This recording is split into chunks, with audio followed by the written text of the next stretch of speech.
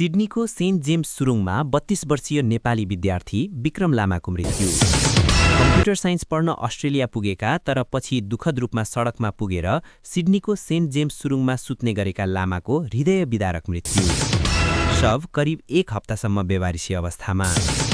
सबैभन्दा बढी आवत जावत गर्ने स्थानहरूमध्ये एक यस सुरुङबाट कर्मचारीहरूले उनको शव फेला पार्नुअघि करिब 1 लाखभन्दा बढी अस्ट्रेलियालीहरू उनको निर्जीव शरीरको नजिकैबाट हिँडेर गएको अनुमान। सिडनीको एउटा व्यस्त पार्कमा एक घरविहीन युवाको स्तब्ध पार्ने मृत्युले अस्ट्रेलियामा नयाँ बहस सिर्जना गरेको छ। सामाजिक सुरक्षाको लागि अब्बल मानिने देशमा कसरी सहायता सेवाहरू नाकाम भइरहेको छ भन्ने अवस्था देखाउन यो घटनाले सहयोग गरेको विश्लेषण भइरहेको छ। news.com.au मा प्रकाशित एक रिपोर्टका अनुसार 32 वर्षीय नेपाली विद्यार्थीको मृत्यु हुँदा समेत कसैले पनि चाल नपाएपछि यो विषय बाहिर आएको हो। द गार्जियनले महिनौं लगाएर गरेको अनुसन्धानले कम्प्युटर साइन्स पढ्न अस्ट्रेलिया पुगेका तर पछि दुःखद रूपमा सडकमा पुगेर सिडनीको सेन्ट जेम्स सुरुङमा सुत्ने गरेका मकवानपुरका युवा विक्रम लामाको हृदय विदारक कथा बाहिर ल्याएको छ।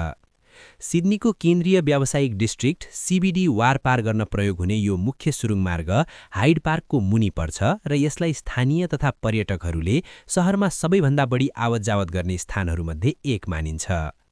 वास्तवमा डिसेम्बर 7 को दिउँसो 12 बजीतिर स्टेशनका कर्मचारीहरूले उनको शव फेला पार्नुअघि करिब 1 लाखभन्दा बढी अस्ट्रेलियालीहरू उनको निर्जीव शरीरको नजिकैबाट हिँडेर गएको अनुमान गरिएको छ। कसैको नजरमा परेनन् विक्रम। उनको मृत्युले अहिले अर्थहीन भनिएको छ।